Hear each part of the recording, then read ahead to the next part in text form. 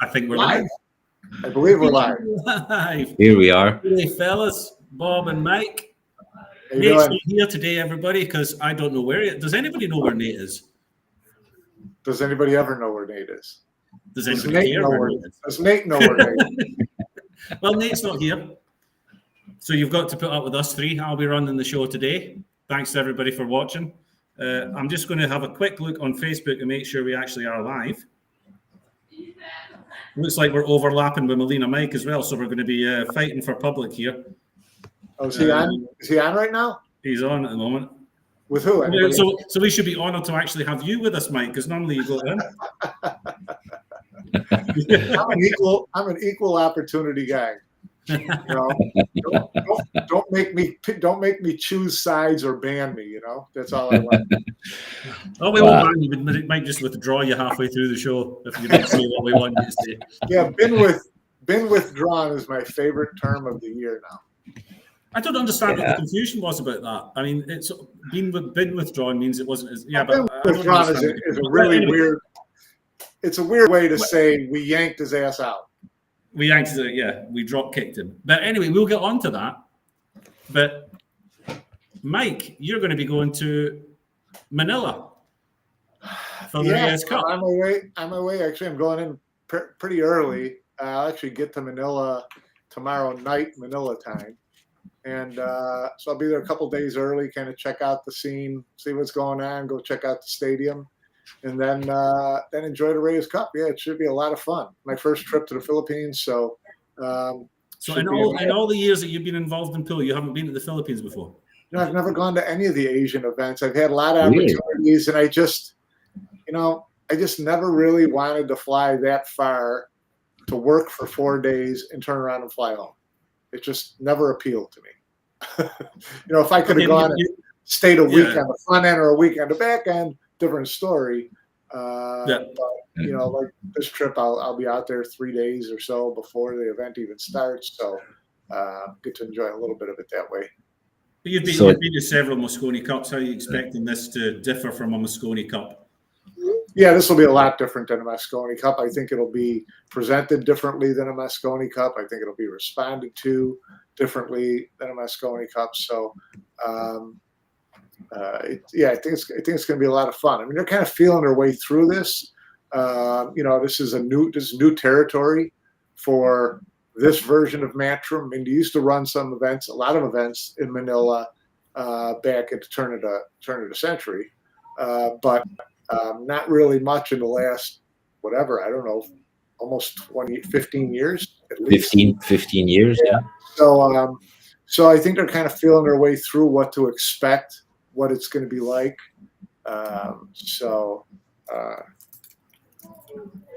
It should be fun. Bob, what are you looking forward to about the Reyes Cup? What do you see being different? You've watched all the pool events as well. Yeah, go ahead. Well, especially now, I think Europe will have their hands full, and I think we will see some competitive matches. Looking forward how the Asians cope with it, basically. Looking forward how the rookies cope with it on Europe sides, because all of the Asians are technically rookies, and I think Europe is going to get hammered. You really? Wow. Get hammered. Well, but that, they've got such experience in dealing with this. Even the rookies are going to get, Mickey's going to get so much help from Jason and Fran. So I think Europe will be just fine. Just really interested to see how the Asians handle teamwork. Handle communication. True. Handle how different this type of event short is. set format. Yeah, short set format. Don't underestimate conditions as well. Asians are used to this. Well, here's the thing. I mean, the Europeans team definitely will have benefited from spending a week in Vietnam before they went to the Philippines. If they had flown in from a tournament at the European Open or the U.S. Open, to the Philippines and hadn't played on wet tables or been used to that kind of jet lag or whatever, different story. But I think the fact that they've all been in Asia for, a couple of weeks already, and they're used to, the type of humidity and atmosphere that they're getting in Hanoi and that they had in Da Nang, I think that's going to help them transition a little easier into Manila, don't you think? It will help them transition, yes. I don't know how the conditions vary between where they are now and Manila, or if it's practically the same. I don't know. That's way over my head. I do know from watching today that the conditions are having an effect. Sure. I watched the Kachi match at Hanoi on the TV table, and that table was playing goofy. That was bouncy that table. And both players during the Kachi match, they got caught out with their position. The ball's just flying off the top rail. So, and that's only been a day and a half of play on that table in that venue, So the conditions are obviously, they're obviously very different from what we're used to. And yes, they will know it better, or they'll maybe accept what the Asian players do very well is they accept different conditions easier. They don't get upset with it. They don't get frustrated. Yeah. But we'll have to see. I mean, I don't think Europe will get hammered. I think they're probably a slight underdog for some of the reasons that you mentioned, and also for a reason that we're going to go a little bit deeper into now, possibly. No Josh Filler. Yeah, I mean, obviously it's a big deal. It's a big deal for the fans who went there. We're expecting to see him. It's a big deal for the team, obviously. It's a big deal for the event. So yeah, that's going to have a huge impact. It obviously affects, the leveling of the teams head to head. You take Josh Filler out of a lineup, that's your number one guy. So if you're Team Asia and Filler isn't there, aren't you up 1-0 in your head? Well, you feel a lot better about your chances, yeah, for sure. But if you're Carl and Jason, you try to turn it into this rally cry of now the team's really got to pull together. We got to, and they've got good players to do that. I mean, they've got Fran and David who will just blend in so seamlessly. Now, do they have the same fire? Does David have the same firepower Josh has? No, but it's a race to 5. And David's very comfortable in that arena and that situation. So, I don't think it's like, if it was a race to 20, the difference between Josh and David's pretty significant. But in a race to 5 and a tournament in a format that David's very familiar with, I don't think it's that huge a disadvantage for Europe. I think that they'll galvanize around it. I do think that as an Asian player, you feel a lot better about your chances, going in. What it does mean for Carl and Jason, I think, is any potential issues that they would have foreseen with team unity, with other players having a bit of a grudge against Josh because of what's happened recently. They don't have to deal with that anymore. That's something they don't have to think about anymore, and they don't have to deal with it anymore. Yeah, honestly, I didn't think that was an issue. I didn't think that was going to be a big issue because even if it was on the practice day, I kept thinking by the time they walk into that arena and all of a sudden all the Europeans realize that all the fans are completely against Josh, they will instinctively rally around unite against it as well. So then all of a sudden it becomes an us against them as opposed to a me against Josh. And so I think that they would have gotten through that pretty quickly if there was any animosity, because of the same thing if he plays Mosconi and they come into Orlando, it'll be the same thing. I mean, if they have any animosity walking into Orlando, that'll change on day one when the fans come down and Josh like a ton of bricks. Is that would you consider that as a potential reason for Matchroom pulling him from the tournament? It depends on there was speculation that Josh didn't feel comfortable or didn't feel safe in Vietnam or whatever. I don't know how much I buy that, but if that's the case, then he may as well pull out of Orlando now, because it's going to be worse in Orlando than it would have been in Vietnam. But in Orlando, he's got us to look after him. He'll be fine. But don't you think it's like a double-edged sword, meaning that maybe there's a little bit of truth in those speculations, but also Matchroom grabbing the momentum to make a point? And to me those don't line up. Okay, so if you're Matchroom and you're sincere in saying that Josh is, he's a big part of our tour still, and we want him there, but this is a tough situation, whatever. And if you really do still like Josh, and he comes to you and says, "I fear for my safety," you're going to say, "Okay, we're going to punish you and take you out of the Reyes Cup." That doesn't work. It doesn't make sense. So that to me is kind of a long shot that they. That he came to them pleading for his own safety, and they responded by pulling him out of the next tournament. I'm not buying that as well, but I feel like Matchroom grabbed an opportunity. What the reason behind it was, it's all speculation up to this point, because their statement, don't give a statement. If that's your statement, don't give it. Then say nothing, in my humble opinion. But they made use of this opportunity to make a point. Either you're with us. If you're not with us, you get the boot. I'm not sure. I'm not sure if it's that. Yeah. I mean, there's been one thing I want to clear up on while we're here is there's been a lot of stuff on Facebook with people saying this is just exactly the same as what the WPA are doing and banning players. Oh, that's rubbish.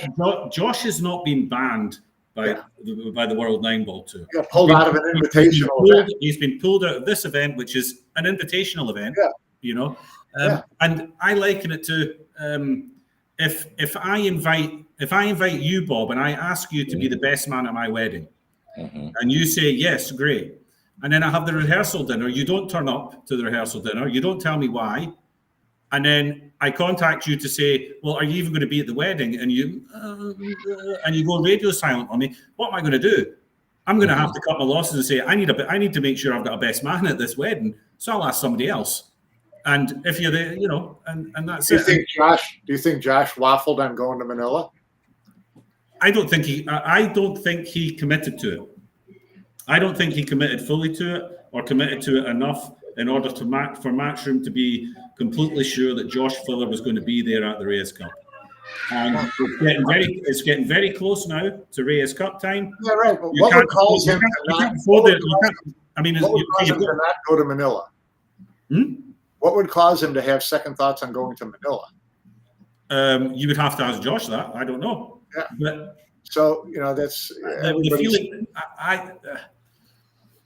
If he is not committed, let's say he hasn't even booked his flights, or if he's given no indication that he's booked his flights, or if he's given no indication to anyone within Matchroom, you know what? I've missed the Hanoi Open, but I'll be there in Manila. When are we meeting up? When are we doing this?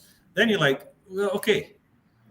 But if he isn't doing that, you don't think Matchroom has gone through this with Kachi a couple times? You expect that. Matchroom are probably phoning Kachi every single day. Do you have your visa? Are you sure you have your visa? Do you know where your passport is? Do you know where you're flying from? We'll get your flights for you. Did you set your alarm clock? Did you set your alarm clock? You just make sure you're awake on time when you're at that airport. We'll do the rest for you. No, but the thing what bothers me is it's all a valid theory. The only thing that bothers me in the whole thing was the statement that they originally put out and the redaction of that statement. That's the only thing that bothers me, which tends me to believe that there are other things in play. I think the change to that was the change to the statement quickly was he thought, wait a minute, we're not going to explain to anybody any reason why we're doing it. We're just doing it.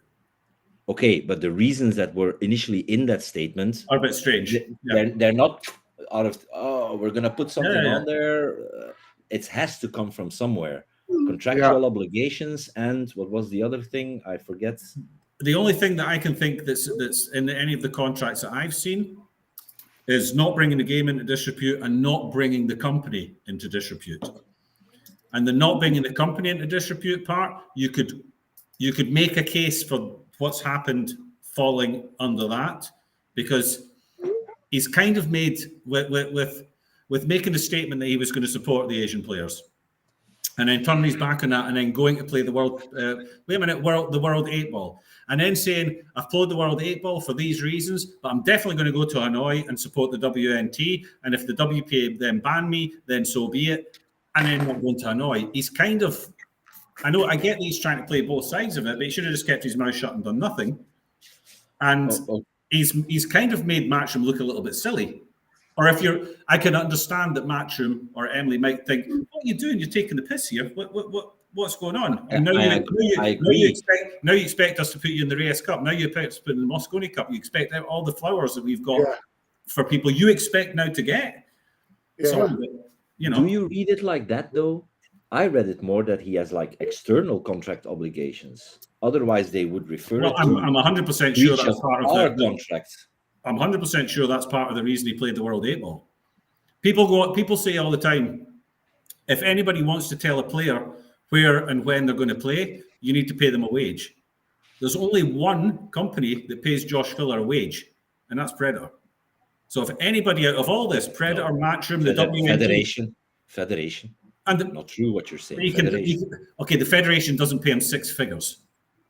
Yeah, okay. Okay, so if anyone is going to be able to tell Josh Filler where and when to play, out of all these people, Predator have the cards here. Predator have the highest shout on telling Josh where to play. Okay, and Mike, please weigh in because you have better contacts with those people than I do. But are you seriously telling me that Predator is withdrawing them from such a publicized event? No, that's not what I said either.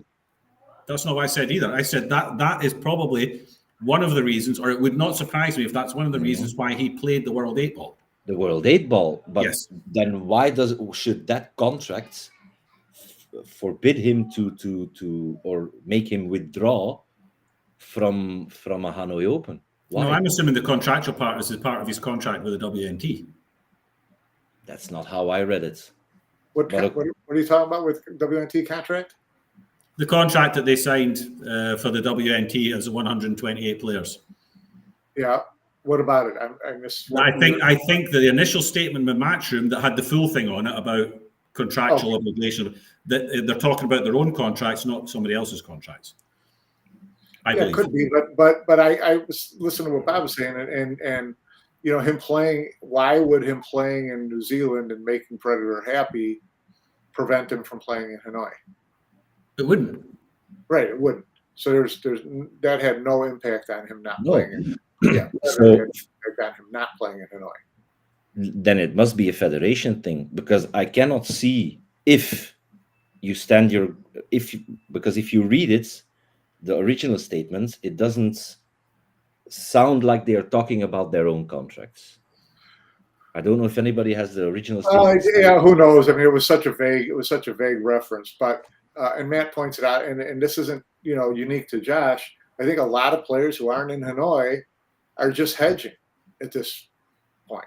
They're like, okay, I'm going to put off getting banned and see what happens. Next Matchroom event might not be until February or March, right? I have enough points and good enough standing where I can miss one of the open events and I'm not going to get clubbed for it, right? And so I think that was the case with a lot of the players. Players with federation and players without federations. I mean, you look at players, a lot of the players who weren't there, John Mora, guys like that, he's got no federation issues. So he's weighing, okay, what's the WPA got coming up between now and March? And what does WNT have between now and March for me? I'm not in Reyes. I'm not in Mosconi. I got the Hanoi Open. That's it. So I'm going to play Hanoi Open, and then I can't play in World 10 Ball or Qatar or anything WPA is doing between now and then. Okay, so which way am I going to go? I think I'm going to float the different. I'm going to probably play the WPA events and kind of wait it out a little bit longer. That would have been an interesting one if he wasn't already qualified for Mosconi. Would he have been in Hanoi, or would he have banked on a wild card and skipped it anyway as well? Yeah. I don't know. It's a good question. But I mean, and I would love to get these answers from Josh. Yeah. On the other hand, the last thing I want to do is see Josh post something on no, social media. Josh needs to go radio silent for a reasonable period of time now. He needs to throw. He needs to get an old Nokia 3210. And stay off Facebook. Yeah. Throw away his iPhone. Or start paying some of that winnings that he's getting to somebody who knows how to make a reasonable post. He needs to hire a team. Yeah. He should have the media money manager. to do that. Hire someone to run interference for him and to craft his responses. I always try to give the kid a break because he's a young kid still. I mean, he's been playing for a long time, but what is he, 20? Is he 26 yet? That excuse doesn't fly anymore. Sorry. It does in terms of how you react instinctively to someone calling you out or someone beating you down or whatever. And let's face it, Josh he's a little bit of it. He's kind of an introvert. He's not this social media savvy guy. He's not he's not going to be on any debate teams because he just doesn't have that emotional makeup to me to have that well thought through whatever. He's a responsive guy. He's a reactive guy. You see it at the table. The way he acts at the table is not the way he is off the table. And so it's these knee-jerk reaction things that are part of Josh's makeup. And so, and I think that still comes from being young. I mean, I think he's more mature and smarter by a long shot than he was 3 years ago, but still has a way to go. He's still very naive. Very naive. Yeah. I don't think there's any doubt about it. It's not, not wrong with that. I mean, that's just different. And I'm not just talking about. I'm just talking about life in general. Yeah. I'm quite sure that Pia is the one that does all the organizational stuff for them and stuff like that. And she basically looks after Josh. I mean, it sounds a bit. It's not like he's a child or whatever. That's not the case. But I'm sure she takes the burden of most of the organizational and all that kind of stuff. Yeah. Josh just plays. Bob, your camera's gone a bit funny. Yeah, I know. I'm trying to resolve it. It's focus. It's an autofocus thing. Yeah, it's autofocus. There we are. So. Kind of liked it the other way, Bob. Can you go back? So if you had to bet on it now, is Villa going to be in the Mosconi Cup? If you had to bet on it, if I had to bet on it, yesterday I would have said yes. Today I don't think so. What's changed from yesterday? I listened to Emily's little interview with Melina Mike on Windows Open. I learned a little bit more backstory from other people, and like I said, it's all, to a certain extent, it's all speculative because the only two people who were on the phone were Emily and Josh. So just weighing all that in, I don't see him recovering from this anytime soon. Will it go so far as his contract being ripped up as a 128? No, I don't think so. I don't think Matchroom's out to burn a bridge with him. I think that he's too good a talent, too good a player, and too valuable an asset exposure-wise and visibility-wise to just, take your ball and go home. So I think that they'll do whatever they can within reason to keep him in the fold or to reel him back in or however they view it. But I don't think they're quite ready to just completely burn that bridge with him. What do you say, Bob? Jim? About whether he's a Mosconi or not? Yeah. For me, it really depends on the reasons for him. The reasons for him not being in the Reyes Cup, because the whole that's the thing we don't know, because the whole Reyes Cup is a celebration of Asian pool, and this whole thing started when Josh made a statement along with other players saying that they stand in solidarity against the bans against Asian players. Yeah, I get that, but I haven't seen this big backlash from the Asian pool community. No, I haven't either. I mean, I haven't seen Asian players all insulted by it. I've seen U.S. players insulted by it. I've seen European players insulted by it. I've seen European fans insulted by it. I haven't seen a lot of backlash from. Well, I don't know. I've seen a lot of stuff on Facebook that is obviously from people with Asian names and Asian profile pictures, who were slamming Josh for what he did. Yeah, it's very easy for the Americans to hate Josh because he is that villain that they want to dislike, through the Mosconi Cup side of it. So he was always going to get slammed from your side of the Atlantic. But Matchroom are selling this as a celebration of Asian pool, and they've got one guy on the European team who said he was going to support it, then didn't support it, and then said he would be in Hanoi, and then didn't come to Hanoi.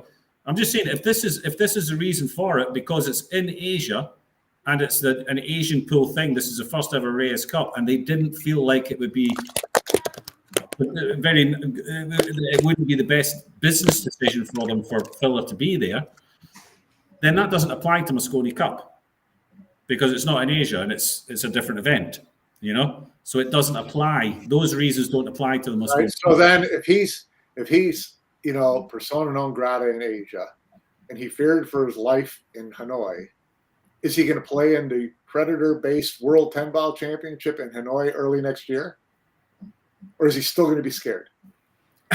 You know what the answer, but you know what the answer to that is. I don't know. What the answer to that is. Oh, you want to take odds on whether he plays in that event? No, but I don't know if him being scared was a reason not to play. I don't know if he hasn't played because he was scared to go to Asia. What I'm saying, maybe Matchroom were scared to take him. They were scared of the reaction that they would get with him being there. Maybe it's Matchroom that said, we're worried about having Josh Filler in our team, in the European team, with what's happened. That one I'm not going for. I don't know. I'm just. No, I said, yeah.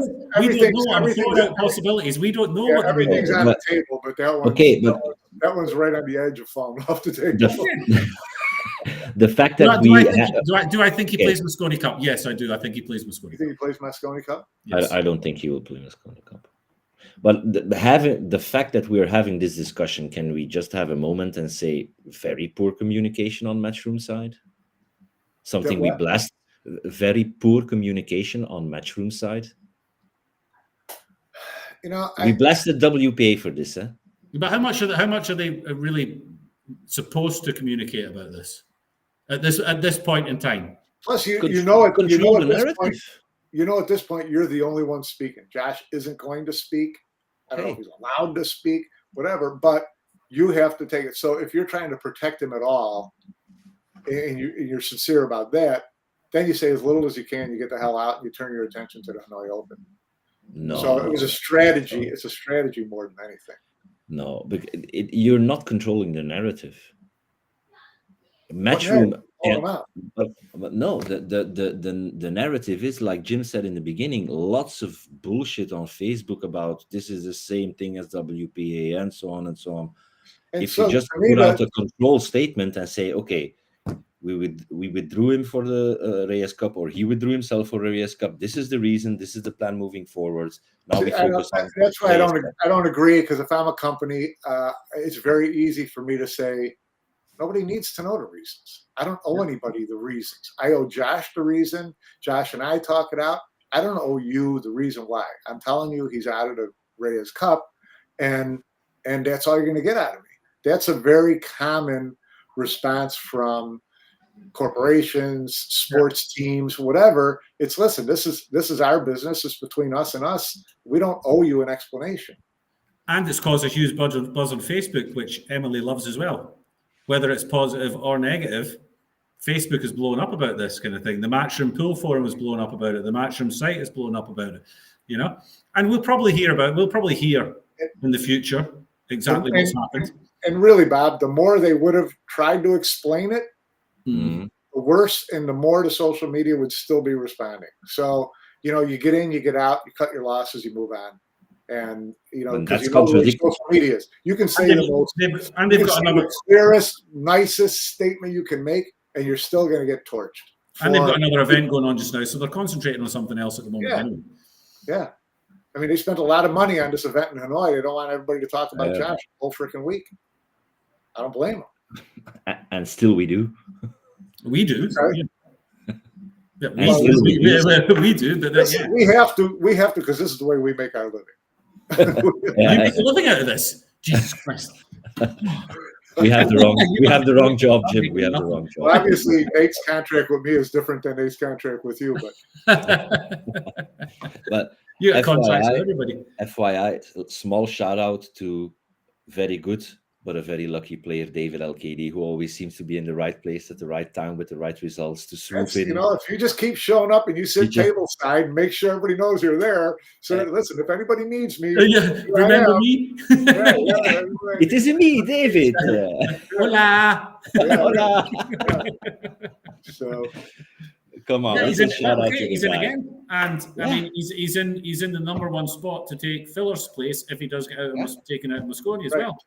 So I mean, and always with a fairly short stretch of results and no consistency throughout the year. No, he shows up, plays good for 10 days, 15 days, wins 2 tournaments, gets second in another.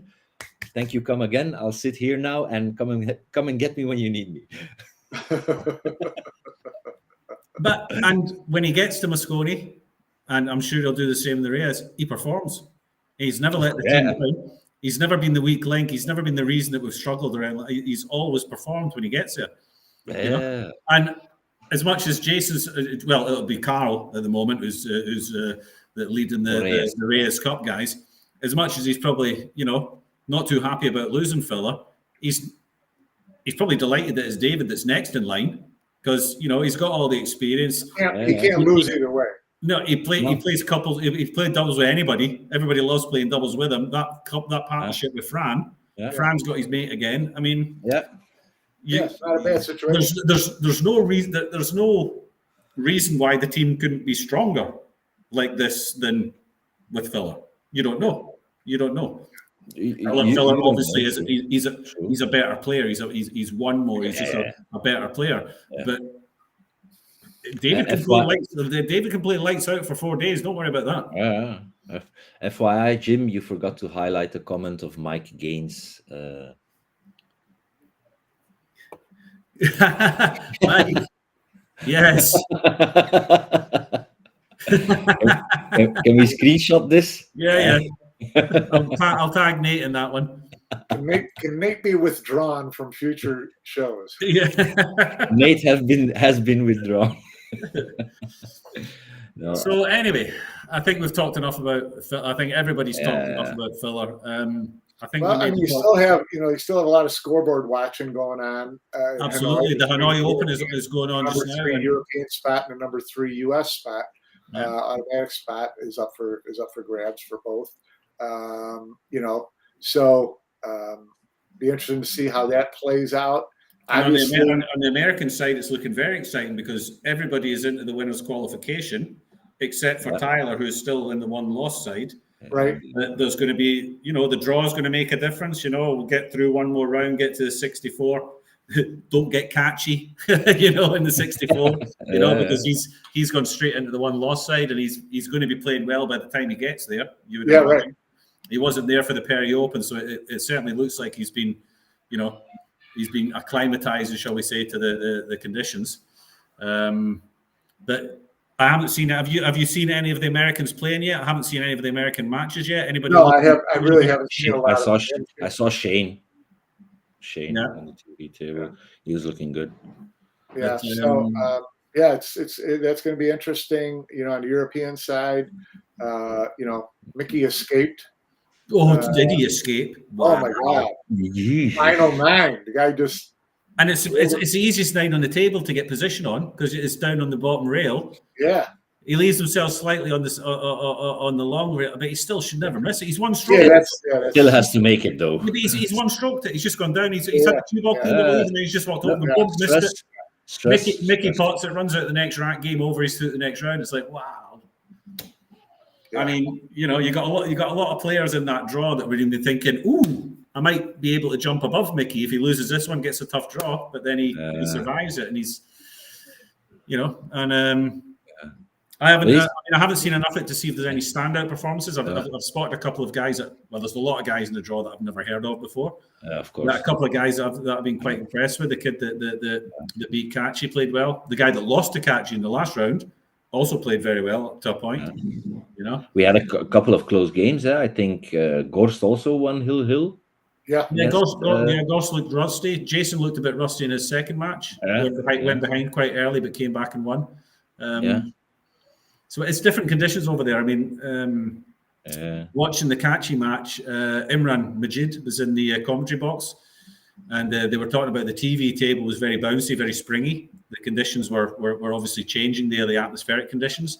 But in the outside tables, there was none of that. They were playing perfect. So I don't know what's with the match table or the TV table, if it's a table issue or if it's the lighting there, or the lighting. Maybe there's an air conditioning unit directly above the table. You don't know. I mean, it makes a huge difference. There was a couple of balls that jumped off that back rail in the catching match that were just absolutely ridiculous. I've never seen anything. They went in like 10 miles per hour and they came out 30 miles per hour. Well, he had one where he landed straight on the 7 and he had to draw straight back to the short rail with a little bit of left-hand effect to come back over the other side of the table for the 8. And he's drawn this back, perfect speed. It's not taking any spin on the rail, and it's just bounced straight back off down the middle of the table. And it's gone past the blue spot, to the third diamond past the blue spot. And he sort of stood there like, whoa. It was amazing. I've never seen anything like it. It's crazy. Yeah. But yes, I don't know if they have to maybe swap that table out or if there's something they can do with it. But if that's on day 2, then that table's going to be an absolute mess by the time it comes to the 64, 32 and the weekend. And if there's any table you don't want reacting funny, it's the TV table, Yeah, for sure. Going back to the Americans and Mosconi Cup, Thorpe is in the winners' qualification against Cheng Yu Long. I was rooting a bit for Billy to get in on merit. Listen, Billy's playing well. Billy's playing good. Cool. Chang's steady, but nothing special at the moment. Will he pick him though? Yep. I think so. I think so. I would. You think? Yeah. Everybody. Yeah, you're that sure that he will pick him? Yep. I hope so. I think he's an addition to the team, but. I mean, I've said it before. I mean, the last 2 years at Mosconi Cup, all I kept hearing about, what the U.S. they needed like a Billy Thorpe on the team. They kept saying it. But they had him on the sideline. And up to that point, he wasn't. I'm sorry? They needed a Billy Thorpe. They needed that Billy Thorpe, but a Billy Thorpe that was playing well. Right. And up until very recently, he just simply, he might have been playing okay, but he wasn't getting the results, And I think that win that he got 2 weeks ago, if he can do a good push here, that's going to make a massive difference. Yeah. No, I think to me, the Battle of the Bowl pretty much cemented it for me. I think he was about 85% chance of being picked by Skylar anyways. And it just that much. I thought so. I thought Skylar's had him in his back of his mind the whole time. And nowhere and there was a. And now that just made it. Now he can, before he could have picked Billy and he was going to get a lot of pressure and heat from people to explain why. Yeah. And once he won in Virginia, now he had his reason. He had his validation. So I think it's an easy pick for him now. I don't know if it's that easy because Oscar's probably been the best performing out of the 3 guys that we're talking about. Oscar's had some big wins against some really good players this year. He's been at all the events.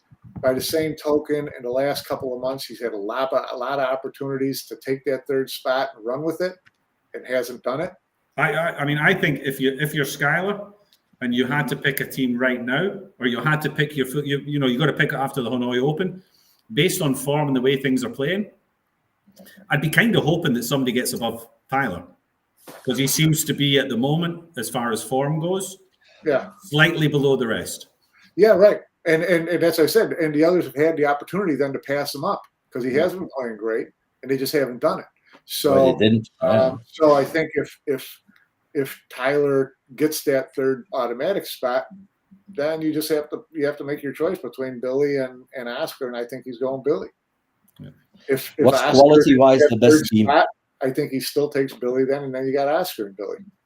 Mm. And there's always a chance that Sky could get the third spot himself and have the luxury of making the 2 picks whatever he wants. I mean, Sky's, he's got a if Tyler doesn't make the last 64, all Skyler's got to do is reach the last 16. And he's got a pretty good shot at that. You got a pretty I good mean, shot. you look at guys in going into this event who had to reach the final 16 or reach the final 8. David's got to reach the semis to overtake Mickey, right? Well, look at all the players who aren't there.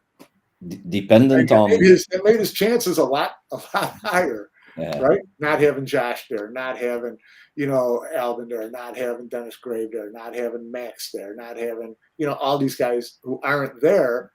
All of a sudden, David likes his chances of getting that third spot, right? Hypothetically, if you have Fedor, Shane, Skyler as a first 3, who are you picking? I think if I'm Skyler, who I think Skyler would pick, I think Skyler would probably pick Billy for sure. Like I said, I think that's a done deal. And between Oscar and Tyler, I don't know. I don't know who he feels more comfortable with as a teammate. That's something only he knows, and that's the way he'll go. Because kind of interchangeable parts. Who would I pick? Yeah. I would pick Oscar and Billy. Jim? Skyler will pick, if it's like that, Skyler will pick Oscar and Billy. Oscar and Billy, yeah? That's Skyler, 100% Skyler will pick Oscar and Billy. I think he will pick Tyler and Billy then. No. I don't know. It's, at that point, you can't go too wrong either way. I mean, they're kind of interchangeable parts as far as how they performed this year. They're kind of interchangeable parts on their Mosconi history.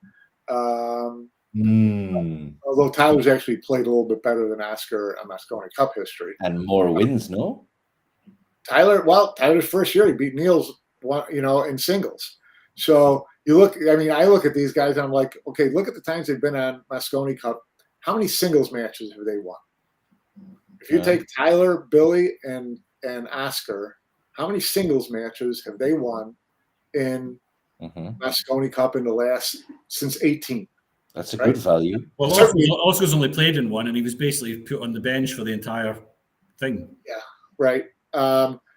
Billy, he's won 2 singles matches that I can think of, or maybe one. Tyler's won one. Billy won more singles matches. He beat Jason in 19. No, he's not won a huge amount. Yeah, he beat Jason in 19. I can't remember the other ones. Tyler beat Niels in 18. I don't remember any other ones. Not singles.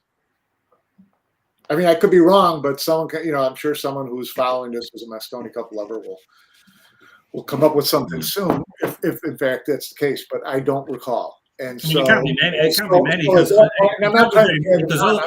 other than 18 and 19, they got blown away in every single one they played in. So, Billy got blown away in every Mosconi Cup apart from the 2E1, so he can't have won that many. Right. The team got blown away, right? And 90% of the wins in all those years have been from Skyler and Skyler and Shane. Yeah. So you're not, that's why kind of why I said they're kind of international. I mean, interchangeable parts, right? Yeah. You're not getting a lot of, history with either one of them. You're not getting, a killer season this year from either one of them. Each one of them has had some good signature wins. Probably Oscar more. Yeah. I think Oscar beat Josh. I think Oscar beat Fran. You've had some of those wins that you can rest on. Take some stock from. But it's again, this is what's happened. No one separates themselves from everybody else. Torp beat Kachi in 2018 singles. Who did? 3-5 on day 2. Who did? Billy Torp. So Billy's got a couple. He won that. He won a singles match against Kachi in 18. He won a singles match against Jason in 19. But I not a lot. No, not a lot. Yeah, obviously. Yeah. So I'm it's not looking like forward you're to trying the to whole decide team thing. between Albin and David, or someone Oh, no. who's got those records, right? Yeah. Yeah. Looking forward to the whole team thing also. I think they will carry it over, no? Anybody knows for The sure? new format? Confirmed? Yeah, I would Yeah. assume the new format's going to be in both. I quite Yeah. like that. Me Yeah. too. They talked about it a lot last year, and I'm Me too. glad that they kind of followed through with it. And I'd rather have that than the fans pick and all that kind of nonsense. Oh yeah, for sure. because it just lends itself to one guy playing 5 singles matches and somebody else playing 2, only if it goes to the last day, Mhm. late. Yeah. I want to see, it's a team tournament. I want to see every player from both teams play as much as possible. Yeah, absolutely. You want to Yeah. see the team and not just Shane Shaw, Shane Jason. I mean, and Can only play doubles with the same guy once. Can only play X number of doubles matches. Can Yeah, only I mean, it was. I don't like. I mean, I mean, it helps. It has helped America in previous years, I guess. But I don't like the idea of the schedule. You being able to hide players within the schedule. I think that the proper schedule is that all 5 of your players play the same amount of matches. Right. Or are out there. Not that you've got one guy that you think I'll protect him and I can hide him somewhere without him causing too much damage, because there's always been the case with the way it works that Jason and Phil are always going to get the most amount of matches, and should that be the case that you can get get your top players the most amount of matches, or should it just be that everybody's playing the same amount of matches and then it's a proper team against team? Yeah, I want to see everybody play the same number of matches. Exactly. But you can't force that to happen because of the score, right? No, you can all. Yes, there's always you can only force it to happen. Games. You can only force it to happen by the rules that would lead to that. But if it's a lopsided score, some guys just aren't going to play that second singles match because they are going to be the last guy picked, and they weren't needed, right? Yeah. So you got those instances. So yeah, but I do like that. I do like the format. I'll be excited to see how it works there. Makes it more of a team event. I don't know who that favors over anybody else. I mean, so. Yeah. The atmosphere is going to be off the rails, though. Yeah. I'm sorry? The atmosphere is going to be insane there, though. I hope so. It's just a wild card. You expect that from the Philippines, but don't know. You're not going to know till you get there because they've never done it there before. So especially if they perform well, the Asian team. If they perform well, then it'd just be a little bit of a shame that I can't imagine there's going to be very many European fans there. So there's not going to be the back and forth. Could you imagine having like the hardcore European fans, let's say 50 of those in amongst that crowd, giving it back and forth kind of thing? It would be.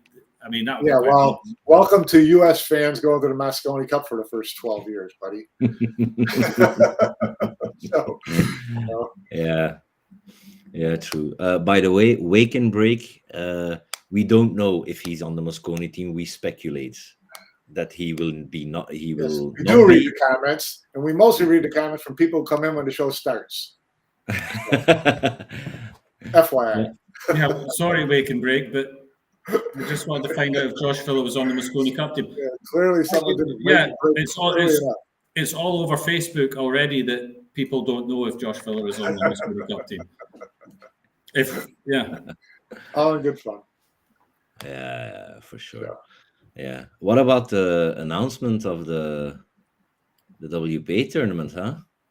Yeah, what about the poster? Is that not the most ridiculous poster? The most ridiculous poster ever. We're gonna ban all the players that are playing at the Hanoi Open. So that includes 50% of the people that are on the poster. It's so typical. It's so typical of. Please fire that designer. Just fire him. Let him go. It's just so ridiculous. It's just so stupid. I mean, come on. Unbelievable. To the point where you think it's almost on purpose. Yeah, I know. Yeah. Yes.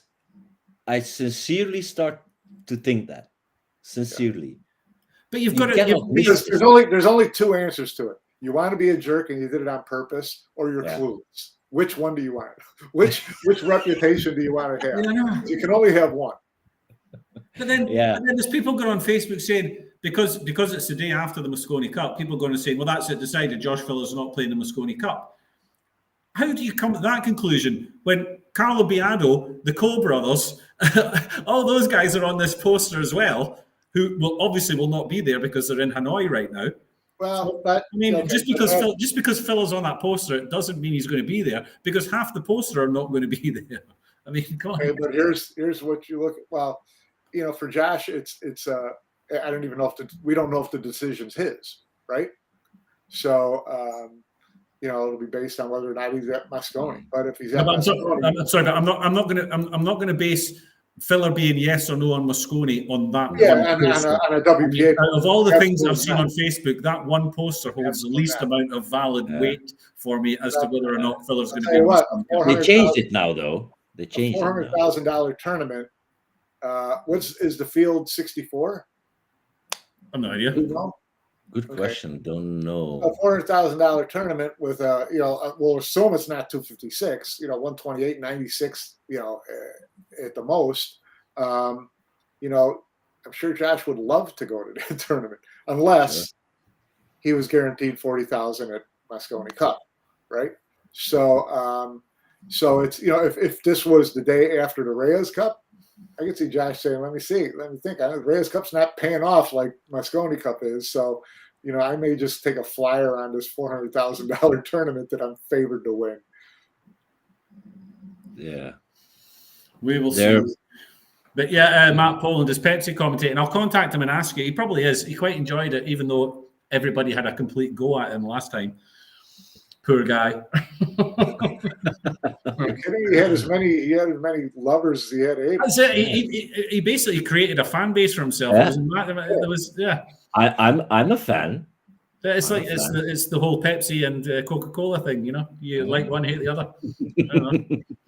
But Pepsi's a good guy. I know Pepsi. Yeah. I know him. He's a good guy. He loves his pool. He does as much as he possibly can for pool over in the Far East there, over in Qatar in the Middle East. And yes, his commentary is you either love it or you hate it. But yeah, he's a good guy.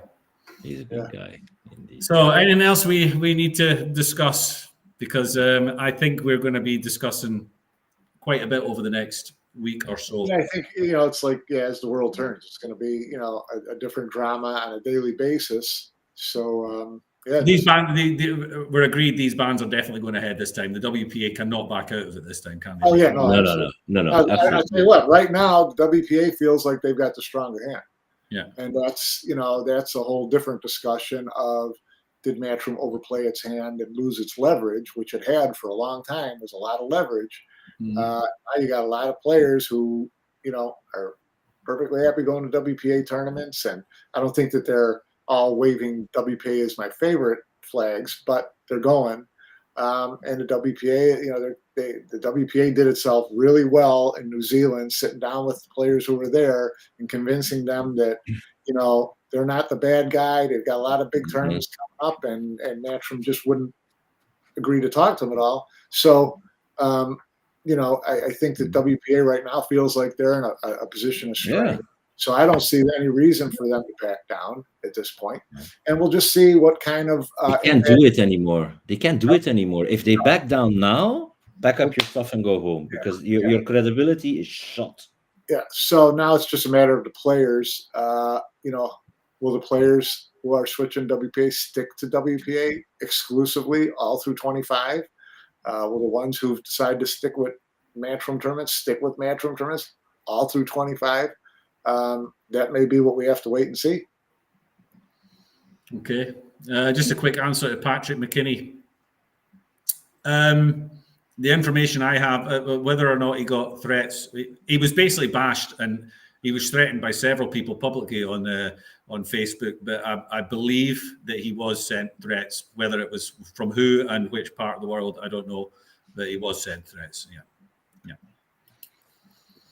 Unfortunately, that is the way the world works, and internet has very many benefits and social media, but it also has the negatives where people just feel they can post anything and bash anybody and send them all sorts of nasty messages without any repercussions.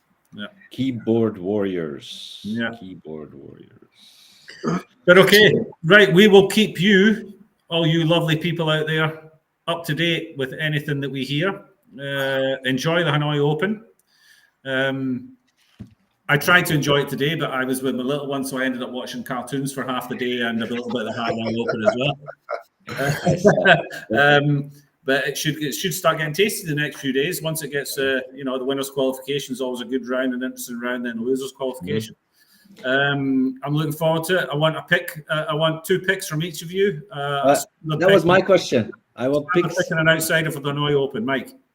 Who's gonna win Hanoi Open? Yeah, a standard one and an outsider.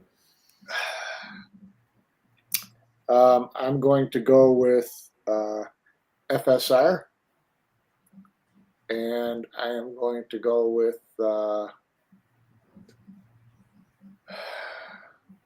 Kwok. Interesting choice. Bob? I think standard one, Fedor, and outsider, Skylar. Oh, I was going to do Skylar. he's gonna head it home. His first one, he's gonna head it home. He's gonna bink it in. I'm always going to go Skylar. Oh, yeah. Now I'm going to have to start thinking. Right, my standard one, Biado. And I'm going to go. That's a good one as well. I should have gone first. Biado, and then I'll take. I don't know anymore now. Sanjin. Wow. Sanjin. Would that, no, you got me with Skylar. I didn't want to sit here and think for 10 minutes. All right, guys. Hey, listen, thanks a lot for joining. We'll sort out another day because I think we'll have more to talk about in the next few days. Thanks everybody for watching. I'd like to thank all the sponsors. I asked Nate for a list of the sponsors and a list of our patrons, but I don't know what he's doing. He's sort of disappeared off the face of the earth at the moment, so I don't know where he is. But thank you to all the sponsors, whoever you are. Jacoby, I know you're one of them. Onboard Sportswear. I'd like to thank all the patrons. What's the fruity drink? I don't know if he does that anymore. Minds. No, I don't think he's part of that Minds. Okay. Mind madness anymore. And he does. Thank God he doesn't manscape anymore either. And I promise, by the time we come for the next show, I'll have a list and I'll be able to thank you all personally or name you all. Guys, Bob, Mike, thanks for everything. Everybody who watched.